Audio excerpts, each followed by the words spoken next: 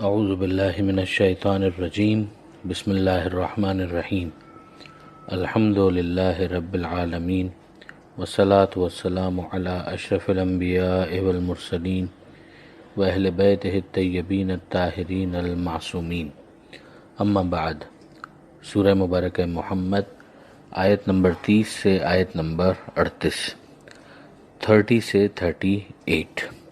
بسم اللہ الرحمن الرحیم وَلَوْ نَشَاءُ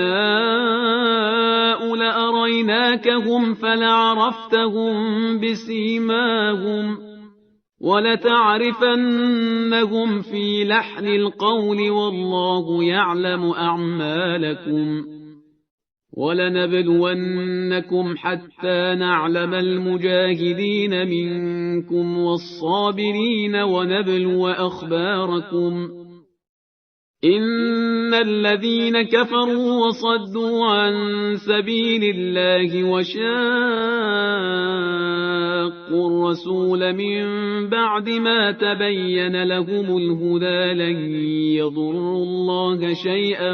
وَسَيُحْبِطُ أَعْمَالَهُمْ يَا أَيُّهَا الَّذِينَ آمَنُوا أَطِيعُوا اللَّهَ وَأَطِيعُوا الرَّسُولَ وَلَا تُبْطِلُوا أَعْمَالَكُمْ إِنَّ الَّذِينَ كَفَرُوا وَصَدُّوا عَن سَبِيلِ اللَّهِ ثُمَّ مَاتُوا وَهُمْ كُفَّارٌ فَلَن يَغْفِرَ اللَّهُ لَهُمْ فلا تهنوا وتدعوا إلى السلم وأنتم الأعلون والله معكم ولن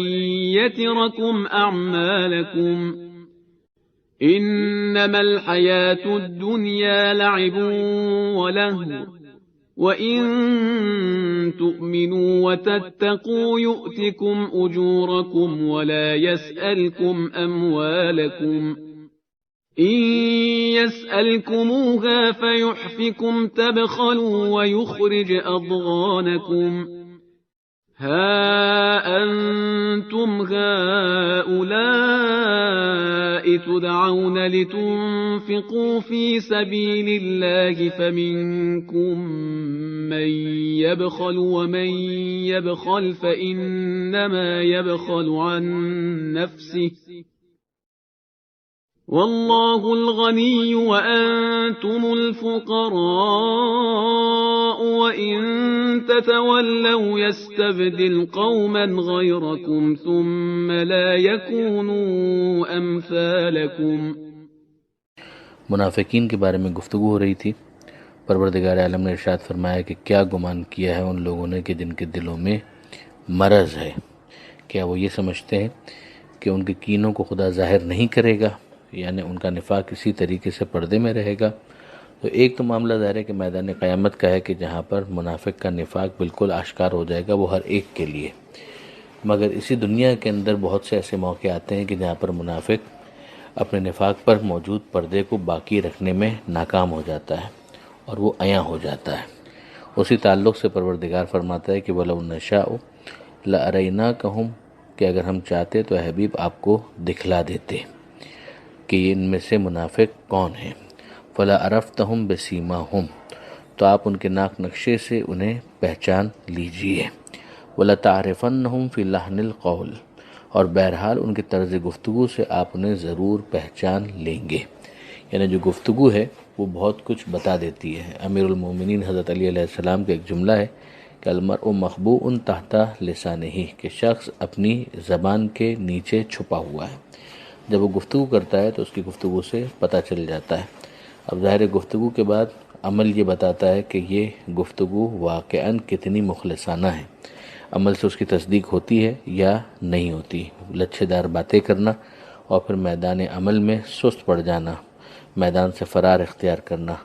میدان سے بھاگ جانا، یہ تمام تر چیزیں بتا دیتی ہیں کہ کون فقط اور فقط گفتار کا غازی ہے اور کردار سے اس کا کوئی تعلق نہیں ہے۔ تو پروردگار عالم نے یہاں پر واضح طور پر لحن قول کا تذکرہ کیا ہے کہ جو گفتگو کے انداز ہیں ان سے بہت سی باتیں پتہ چل جاتی ہیں۔ اور یہیں پر ہمیں حضرت ابو سعید خدری رضی اللہ تعالی عنہ ان کے اس جملے کی طرف بھی توجہ کرنی چاہیے کہ جنہوں نے یہ ارشاد فرمایا کہ فرماتے ہیں کہ لحن القول بغضهم علی ابن ابی طالب، کہ ان کے جو جندے ان کی ادائیگی ہے اس کے ذریعے سے بغض کا اظہار ہوتا تھا علی ابن ابی طالب علیہ السلام سے، اور پھر اس کے ذریعے سے پہچان لیے جاتے تھے کہ یہ لوگ منافقین میں سے ہیں۔ وہ فرماتے ہیں کہ کننا نعرف المنافقین علی عہد رسول اللہ ببغضہم علی ابن ابی طالب، کہ ہم عہد رسول میں منافقوں کو اس طرح سے پہچان لیا کرتے تھے کہ کیا ان میں بغض علی ہے یا نہیں۔ اگر علی کا بغض ان کے دل میں پایا جاتا ہے اور ان کی گفتگو سے آشکار ہو جاتا ہے تو ہم سمجھ جاتے تھے کہ یہ لوگ منافقین ہیں۔ اس آیت کے ذیل میں اس روایات کے لکھنے کا ایک بہت بڑا پرپز یہی ہے کہ اس کے ذریعے سے بھی بہت سے منافقین کی شناخت ہو جاتی تھی، تو اس بات کو ظاہر کیا گیا۔ تو پروردگار فرماتا ہے کہ واللہ یعلم اعمالکم، کہ اللہ یقیناً ان کے اعمال سے، تمہارے اعمال سے واقف ہے۔ وَلَنَبْلُوَنَّكُمْ حَتَّى نَعْلَمَ الْمُجَاهِدِينَ مِنْكُمْ، تو ہم یقیناً تمہاری آزمائش کریں گے یہاں تک کہ ہم جان لیں، یعنی تمہیں ایکسپوز کر دیں کہ تم میں سے مجاہدین کون ہیں، صبر کرنے والے کون ہیں۔ المجاہدین منکم والصابرین وَنَبْلُوَ أَخْبَارَكُمْ، اور تمہارے حالات کو بھی آزما لیں، یعنی مجاہد کو پہچان لیں، صابرین کو پہچان لیں، یعنی سامنے لے آئیں کہ یہ ہیں مجاہدین اور یہ ہیں میدان میں ڈٹ کر مقابلہ کرنے والے، صبر کرنے والے، اور اس طرح سے تمہارے حالات کا پتہ چل جائے کہ جو تم میں سے جہاد سے بھاگنے والے ہیں، استقامت کا مظاہرہ نہیں کرنے والے، یہی لوگ منافقین کا مصداق ہیں۔ ان الذین کفروا وصدوا عن سبیل اللہ وشاقوا الرسول من بعد ما تبین لهم الہدی، پروردگار فرماتا ہے کہ یقیناً وہ لوگ کہ جنہوں نے کفر اختیار کیا، اللہ کی راہ سے روکا اور پھر اللہ کے رسول سے اختلاف کیا بعد اس کے کہ ہدایت بالکل روشن ہو چکی، ہدایت کا راستہ بالکل واضح ہو گیا تھا۔ یہاں پر ظاہر ہے کہ یہ الفاظ خود بتا رہے ہیں کہ یہ وہ اصطلاحی کفار نہیں ہیں کہ جن کو مشرکین سے تعبیر کیا جاتا ہے، یہ صف مسلمین میں بیٹھے ہوئے وہ افراد ہیں کہ جو رسول کو رسول مانتے ہوئے ان سے اختلاف کر رہے ہیں، کوئی ایسی بات جو رسول نے بیان کی ہے اور وہ ان کو پسند نہیں آ رہی ہے، تو ایک طرف وہ رسول بھی کہتے ہیں، بعد اس کے کہ رسول کی طرف سے ہدایت روشن ہو جائے پھر وہ رسول سے اختلاف بھی کرتے ہیں۔ تو یہ انکار، یہ اللہ کی راہ سے روکنا اور اللہ کے رسول سے اختلاف کرنا ہدایت کے واضح ہونے کے بعد، تو کیا یہ اللہ کو کوئی نقصان پہنچاتے ہیں؟ ہرگز نہیں۔ لن یضر اللہ شیئا، یہ ہرگز اللہ کو کوئی نقصان نہیں پہنچا سکتے، ذرا سا بھی، شیئا، وسیحبط اعمالہم، اور اللہ ان کے اعمال کو اکارت کر دے گا، وہی والی بات کہ نلیفائی کر دے گا، نل اینڈ وائڈ ڈکلیئر کر دے گا، یعنی ان کے بظاہر وہ اعمال کے جو اچھے بھی ہوں تو پھر اس حرکت کی وجہ سے وہ تمام کے تمام اعمال بھی بالکل ہی زیرو سے ملٹیپلائی ہو جائیں گے۔ یا ایھا الذین آمنو، اے ایمان لانے والو، اطیعوا اللہ و اطیعوا الرسول، اطاعت کرو اللہ کی اور اطاعت کرو رسول کی، ولا تبطلوا اعمالکم، اور اپنے اعمال کو باطل مت کرو، یعنی جو تم نے عمل اچھے بھی کیے ہوئے ہیں وہ باطل ہو جائیں گے اگر تم اطاعت خدا اور رسول سے باہر چلے گئے۔ واضح طور پر ہے کہ یہ غیر مسلموں سے خطاب نہیں ہو رہا، یہ بظاہر صاحبان ایمان سے خطاب ہو رہا ہے، مگر ان کے کچھ پرابلمز ہیں کہ جن کو یہاں پر ایڈریس کیا جا رہا ہے، تاکید کی جا رہی ہے کہ اطاعت خدا اور اطاعت رسول میں تمہیں انہماک کا مظاہرہ کرنا چاہیے ورنہ تمہارے اعمال باطل ہو جائیں گے۔ ان الذین کفروا وصدوا عن سبیل اللہ، یقیناً وہ کہ جنہوں نے کفر اختیار کیا، اللہ کی راہ سے روکا، ثم ماتوا، اور اس کے بعد مر گئے، وہ ہم کفار، اور وہ اسی طرح کے کفر میں مبتلا تھے۔ یہ الفاظ پورے کانٹیکس کو دیکھتے ہوئے جب سمجھنے کی کوشش کی جائے تو سمجھ میں آتا ہے کہ یہاں پر بھی کفر سے وہ والا کفر مراد ہے کہ جو بظاہر رسول کو رسول ماننے کے بعد اس طرح کی حرکتیں جب ایک انسان کرتا ہے تو پروردگار عالم اسے بھی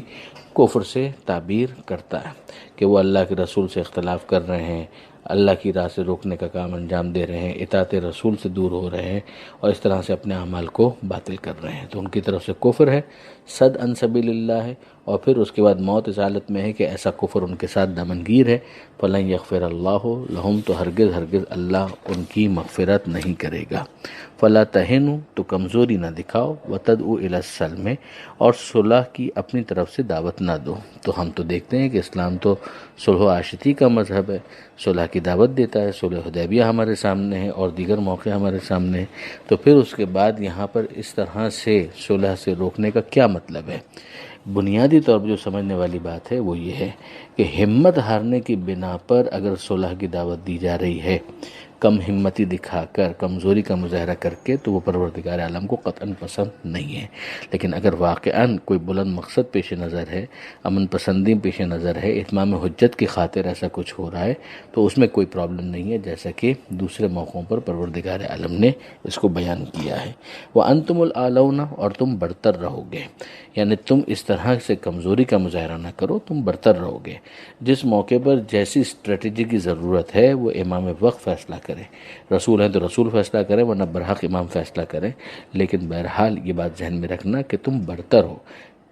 آرگومنٹ کے اعتبار سے، دلیل کے اعتبار سے تمہارے پاس جو چیز ہے وہ یقیناً بہت بہتر اور بہت برتر ہے، لیکن تمہاری طرف سے اگر کم ہمتی کا مظاہرہ کیا گیا، اگر تم نے ویکنس شو کی، تو اس کا نتیجہ کیا ہوگا؟ تمہارے اعمال ضائع ہو جائیں گے، اور اگر ایسا نہیں کرو گے تو یاد رکھو کہ تم برتر رہو گے۔ واللہ معکم، اور اللہ تمہارے ساتھ ہے، وَلَن یَتِرَکُمْ اعمالکم، اور تمہارے اعمال کو رائے گا نہیں جانے دے گا۔ اب انسان کیوں کمزوری کا مظاہرہ کرتا ہے؟ دنیا کی خاطر، یعنی یہ شہادت سے کیوں فرار اختیار کر رہا ہے؟ دنیا کی خاطر۔ میدان سے کیوں بھاگ رہا ہے؟ دنیا کی خاطر۔ تو دنیا پر ایک تبصرہ ہے کہ انما الحیات الدنیا لعب و لہو، کہ یہ دنیا کی زندگی بس کھیل اور تماشا ہے، یعنی اگر اس کی لذتوں پر تم فریختہ ہو رہے ہو تو یاد رکھنا کہ آخرت سے جب کمپیر کیا جائے گا تو یا تو تم اس کو آخرت کے لیے مقدمہ بنا لو، تو دنیا آخرت کی کھیتی ہے، کیا کہنا، لیکن اگر تم دنیا کی لذتوں پر عاشق ہو گئے ہو اور اسی کو سب کچھ سمجھ رہے ہو تو یاد رکھو یہ تو کھیل تماشا ہے۔ جس طرح سے کھیل تماشا پائیدار نہیں ہوتا، یہ دنیا کہاں پائیدار ہے؟ دنیا کا بھی خاتمہ ہو جائے گا جس طرح سے کھیل تماشا ختم ہو جاتا ہے۔ وَإِن تُؤْمِنُوا وَتَتَّقُوا، ہاں اگر تم ایمان لاؤ اور تقوی اختیار کرو تو اب یہ والی دنیا جو ہے وہ کیا بن گئی؟ آخرت کا مقدمہ بن گئی۔ آخرت کی بہتری کے لیے تم نے اس کو زینہ بنا لیا، تم نے یہاں پر محنت کی تاکہ اس کا منافع تمہیں آخرت میں مل سکے، یہ آخرت کی کھیتی بن گئی۔ اگر تم ایمان لے آؤ اور تقوی اختیار کرو تو یؤتکم اجورکم، تو تمہارا اجر تمہیں دیا جائے گا پروردگار کی طرف سے۔ ولا یسألکم اموالکم، اب وہی والی بات کہ دنیا کی زندگی میں سب سے زیادہ چاہم کس چیز میں؟ مال، تو اللہ تم سے تمہارے مال کا طلبگار نہیں ہے، سوال نہیں کرتا۔ ان یسألکموہا فیحفکم، اور اگر وہ تم سے سوال کرے تمہارے مال کا کہ سارا مال خدا کی راہ میں دے دو، تو انسان جو بشری کمزوریوں کی آماجگاہ ہے، ظاہر بشر ہے، تو یہ تمام تر چیزیں اس کے اندر پائی جاتی ہیں، اور اگر اصرار کیا جاتا کہ بھئی سارا ہی مال خدا کی راہ میں خرچ کر دو، تب خلو تو تم بخل کا مظاہرہ کرتے۔ ایکسیپشن ہو سکتے ہیں لیکن اوورال انسانوں کا مزاج ایسا ہی ہے۔ وَيُخْرِجْ أَضْغَانَكُمْ، اور وہ تمہارے کینوں کو ظاہر کر دیتا ہے، یعنی تمہارے اندر جو پستی ہے وہ نکل کے سامنے آ جاتی اور اس پر پھر پردہ باقی نہ رہ پاتا۔ تو اب خدا نے کیا مال نہیں مانگا؟ پورا مال کہاں مانگا ہے، اور دوسری بات جتنا بھی مانگا ہے وہ اپنے لیے کہاں مانگا ہے؟ تمہارے لیے ہی مانگا ہے اور اس کا ایک حصہ مانگا ہے۔ تو کم سے کم اپنے اندر اتنی طاقت تو پیدا کرو کہ اگر ایمان کے دعوے دار ہو، تقویٰ تمہارے اندر ہے، تو مال کا کچھ حصہ جو تم سے مانگا جاتا ہے کبھی زکوٰۃ یا کبھی خمس کے عنوان سے، اتنا نکالو، وہ بھی دوسرے تمہارے ہی جیسے بھائی ہیں کہ جن کے اوپر خرچ کیا جائے گا، ہاں نکالو قربتاً اللہ، تاکہ تم اس کا اجر حاصل کر سکو۔ ہاں انتم ہؤلاء تدعون لتنفقوا فی سبیل اللہ، یہاں تم سے جو مطالبہ کیا جاتا ہے کہ خرچ کرو اللہ کی راہ میں، تمہیں دعوت دی جاتی ہے۔ وَمِنْكُمْ مَنْ يَبْخَلْ، تو تم میں وہ ہیں کہ جو بخل کا مظاہرہ کرتے ہیں۔ وَمَنْ يَبْخَلْ، اور جو بخل کا مظاہرہ کرتا ہے، فَإِنَّ يَبْخَلُ عَنْ نَفْسِهِ، تو یہ بخل وہ اپنے نفس سے ہی کر رہا ہے، یعنی اپنے آپ ہی کو کسی کمی کا شکار کروا رہا ہے۔ وَاللَّهُ الْغَنِيُّ، اللہ غنی ہے، وَأَنْتُمُ الْفُقَرَاءُ، اور تم سب کے سب فقیر ہو۔ خدا بے نیاز ہے، تمہارے مال، تمہارا کون سا مال ہے جو ہے وہ بھی خدا کا دیا ہوا ہے، مگر جو عارضی تمہاری ملکیت ہے پروردگار عالم اس کا بھی کوئی محتاج نہیں ہے، تم سب کے سب فقیر ہو۔ وَإِن تَتَوَلَّوْا، اور اب بھی اگر تم روگردانی کرو، منہ پھیر لو، یستبدل قوما غیرکم، تو خدا تمہاری جگہ پر ایک دوسری قوم کو لے آئے گا۔ ثم لا یکونوا امثالکم، اور وہ تمہارے ایسے نہیں ہوں گے۔ یعنی وہ سنجیدگی کا مظاہرہ کریں گے، اور اس طرح کی جو کمزوریوں کا تم مظاہرہ کرتے ہو وہ ایسی کمزوریوں کا مظاہرہ نہیں کریں گے۔ اب یہ کون ہے؟ اس میں ایک روایت ختمی مرتبہ صلی اللہ علیہ وآلہ وسلم کی ہے کہ جناب سلمان فارسی کی طرف متوجہ ہو کر پیغمبر اکرم نے فرمایا کہ یہ سلمان اور سلمان کی قوم والے مراد ہیں، یعنی ایران کے افراد مراد ہیں۔ عجیب بات یہ ہے کہ مسلمانوں کے دو فرقے، شیعہ اور سنی، دونوں کی اہم احادیث کی کتابیں، صحاح ستہ کی 6 کتابیں، سب کے سب مؤلفین غیر عرب ہیں، اور اسی طریقے سے جو 4 کتابیں شیعوں کی مرکزی کتابیں مانی جاتی ہیں، احادیث کی اہم کتابیں، اصول اربعہ جن کو کہا جاتا ہے، اس کے 3 مؤلفین ہیں، اور وہ تینوں کی تینوں غیر عرب ہیں۔ شیخ طوسی کی 2 کتابیں، محمد ابن یعقوب قلانی اور شیخ صدوق، ان میں سے کوئی ایک بھی ایسا نہیں ہے کہ جو عرب ہو، یہ سب کے سب غیر عرب ہیں۔ تو بہرحال ایک کنٹریبیوشن، تعصب کی وجہ سے انسان اپنے ذہن کو چھوٹا کر لے اور عرب اور عجم کے جھگڑے اور فساد کو ہوا دینے کی کوشش کرے، جیسا کہ بنی امیہ نے کیا تھا، تو الگ بات ہے، ورنہ حق اور حقیقت بالکل نمایاں اور سامنے ہے۔ آیت نمبر 38 پر یہ صفحہ بھی مکمل ہوا اور سورہ محمد بھی مکمل ہوا الحمدللہ۔ اب اس کے بعد سورہ مبارکہ فتح ہے، 48واں سورہ، انشاءاللہ اس پر کل گفتگو شروع ہوگی۔